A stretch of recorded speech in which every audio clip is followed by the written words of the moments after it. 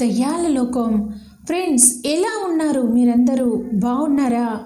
మరి మన స్టోరీలోకి వెళ్ళే ముందు తెలుసు కదండి, ప్రతి ఒక్కరూ మన వీడియోని తప్పకుండా లైక్ చేయండి. కొత్త వాళ్ళు చూస్తే ఛానల్ని సబ్స్క్రైబ్ చేయండి, మన ఛానల్ని సపోర్ట్ చేయండి.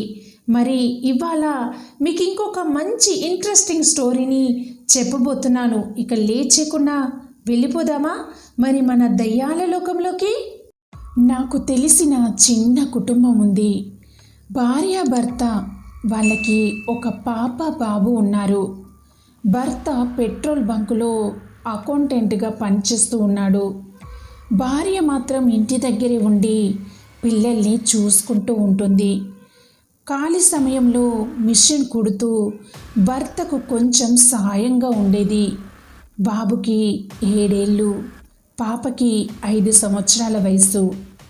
పిల్లల్నిద్దరినీ ప్రేమగా ఉన్నంతలో హాయిగా చూసుకుంటూ ఉండేవారు. అయితే అది మే నెల 4వ తారీఖు వాళ్ళ పెళ్లి రోజు కావడంతో ఆ రోజు ఎంతో ఆనందంగా గడపాలని బయటికి వచ్చారు. గుడికి వెళ్ళి దైవ దర్శనం చేసుకొని పార్కుకు వెళ్ళి సినిమా చూసి ఇంటికి బయలుదేరారు. వాళ్ళ ఇంటికి రోడ్డుకి మధ్య ఒక కొబ్బరి తోట ఉంది. వాళ్ళు ఇంటికి వెళ్ళాలంటే ఆ కొబ్బరి తోట దాటి వెళ్ళాలి, వేరే దారి లేదు. మెల్లగా వాళ్ళు ఇంటికి దగ్గరలోకి చేరుకున్నారు. ఎదురుగా ఉన్న కొబ్బరి తోట దాటితే ఇంట్లోకి వెళ్ళిపోతారు. అప్పటికే వాళ్ళ ప్రయాణం చేసి చాలా అలసిపోయి ఉండడంతో వాళ్ళ అడుగులు చాలా భారంగా పడుతున్నాయి. చుట్టూ చీకటి, కీచిరాళ్ళ శబ్దాలు, చెట్టు మీద గుడ్లగూప అరుపులు, కుక్కల ఏడుపులతో భయంకరంగా ఉంది. సమయం రాత్రి 12 గంటలు. ముందు తండ్రి కూతురు వెళ్తూ ఉన్నారు, వెనుక తల్లి కొడుకు వెళ్తూ ఉన్నారు. ఇంతలో బాబు కొంచెం వెనుక నడుస్తూ ఉన్నాడు. ఇంతలో కుర్రాడి వెనుక ఎవరో వస్తున్నట్టు అనిపించి వాళ్ళ అమ్మని పిలిచాడు. కానీ వాళ్ళ అమ్మకి వాడి పిలుపు వినిపించలేదు.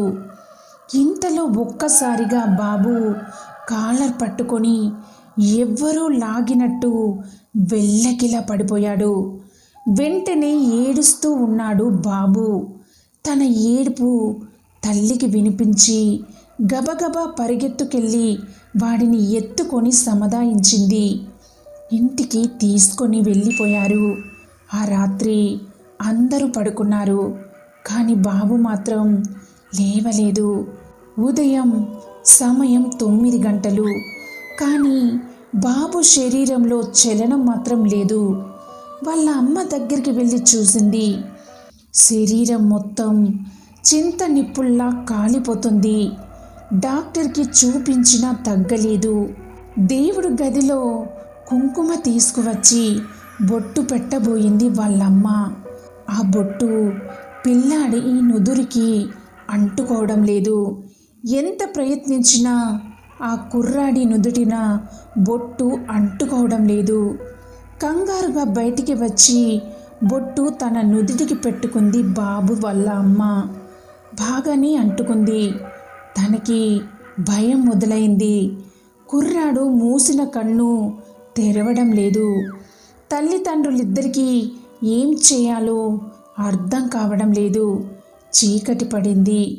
అందరూ పడుకున్నారు, కానీ బాబు నాన్నకు మాత్రం నిద్ర పట్టక బయటికి వచ్చాడు. కిటికీ నుంచి పడుకున్న మంచం వైపు చూశాడు. బాబు మంచం నుంచి ఏదో ఆకారం అవతలి వైపు కిటికీ నుండి బయటికి వెళ్ళడం గమనించాడు బాబు తండ్రి.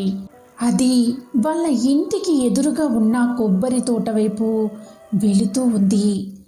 గబగబా లోపలికి వచ్చాడు. అక్కడ ఒక జ్యోతి లాంటి వెలుతురు ఆ కుర్రాడి పడుకున్న మంచం చుట్టూ తిరుగుతూ ఉంది. అది చూడగానే ప్రాణం పోయినంత పనయింది. వెంటనే పిల్లాడి దగ్గరికి వచ్చి ఆ మంచం పక్క ఉన్న కిటికీ నుండి చూశాడు. కిటికీలో నుంచి బయటకు వెళ్ళిన ఆ ఆకారం దూరంగా కొబ్బరి తోటలో నుంచి ఆ కిటికీ వైపు చూస్తూ ఉంది. కిటికీ తలుపులు మూసేశాడు కుర్రాడి తండ్రి. మంచం చుట్టూ తిరుగుతున్న జ్యోతి ఉన్నట్టుండి మాయమైపోయింది. అది చూసి ఆశ్చర్యపోయాడు బాబు తండ్రి. వెంటనే భార్యకి జరిగిన విషయం చెప్పాడు. ఇద్దరు భయంతో ఒళ్ళు వణికిపోతుంది. పిల్లాడి శరీరంలో కదలిక కనిపించింది. పిల్లాడు కళ్ళు తెరిచి భయంగా చూస్తూ ఉన్నాడు. తల్లిని చూసి బాగానే ఉన్నాడు. కానీ తండ్రిని చూసిన మరుక్షణం భయంతో కేకలు పెడుతూ మంచం నుంచి దూరంగా జరిగాడు. రాత్రి అంతా మెలకువతోనే ఉన్నారు. రోజులు గడుస్తున్న కొద్దీ పిల్లాడు పరిస్థితి దిగజారిపోయింది. పిల్లాడి అమ్మమ్మ తాతయ్యలకి ఫోన్ చేసి విషయం చెప్పారు.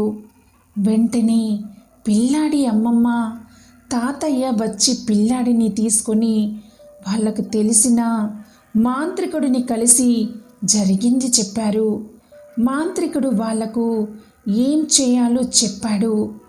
వెంటనే వాళ్ళ తాతయ్య బజారు నుండి తాటాకు బుట్ట, నల్ల కోడిని ఇంటికి తీసుకువచ్చి తన భార్యను అన్నం వండి వేడివేడిగా పిల్లాడి ముందు పెట్టమని చెప్పాడు.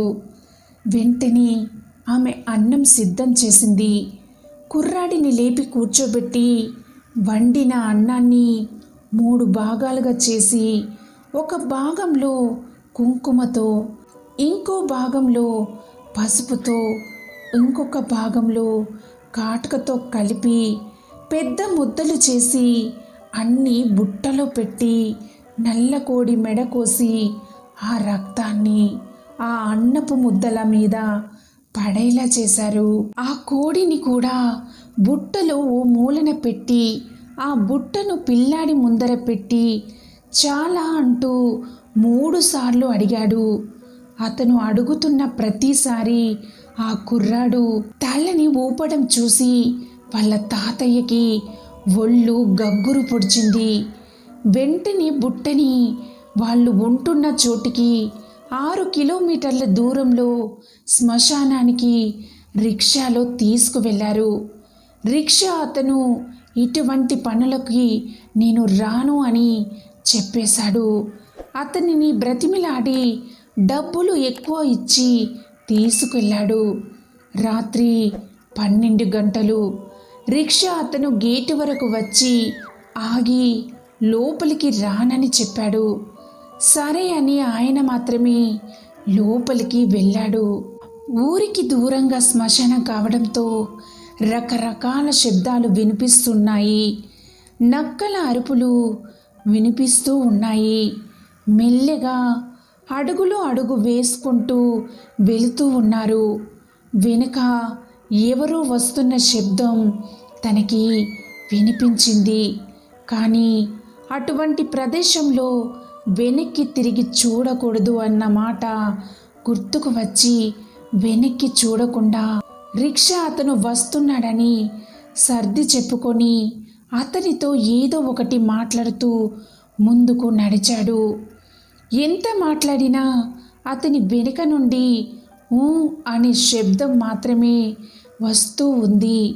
దూరంగా చితి మంట వెలుతురు కనిపించింది. చితి పక్క పొద నుండి వెళ్ళి తాను తెచ్చిన బుట్టను అక్కడ పెట్టి వెనక్కు తిరిగాడు. అంతే, ఒక్కసారిగా ఆయనకు ఒళ్ళంతా చెమటలు పట్టాయి.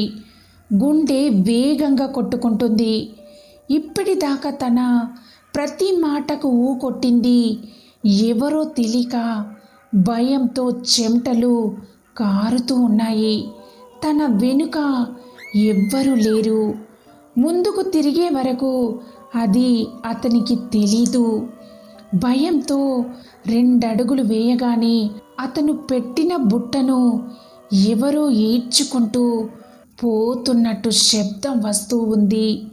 వెంటనే అక్కడి నుండి వేగంగా నడుచుకుంటూ గేటు బయటికి వచ్చాడు. రిక్షా ఎక్కి ఇంటికి వచ్చాడు.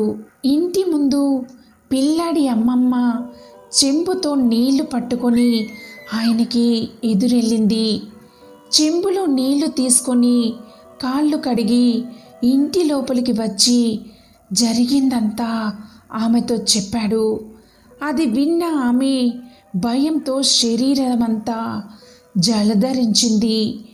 ఆ రాత్రంతా నిద్రపోలేదు ఎవ్వరు. ఉదయం విచిత్రంగా పిల్లాడు వాళ్ళకంటే ముందే లేచి ఆడుకుంటూ ఉన్నాడు. సో ఫ్రెండ్స్, ఇది ఒక కుటుంబంలో జరిగిన నిజ జీవిత సంఘటన. మరి మీరేమనుకుంటున్నారు? ఇలాంటి సంఘటనలు మీరు ఎప్పుడైనా ఎదుర్కొన్నారా? అయితే కింద కామెంట్ బాక్స్లో కామెంట్ చేయండి. తప్పకుండా లైక్ చేయండి, సబ్స్క్రైబ్ చేయండి, మన ఛానల్ని చూస్తూ ఉండండి. మరి మళ్ళీ కలుద్దాం మన దయ్యాల లోకంలో.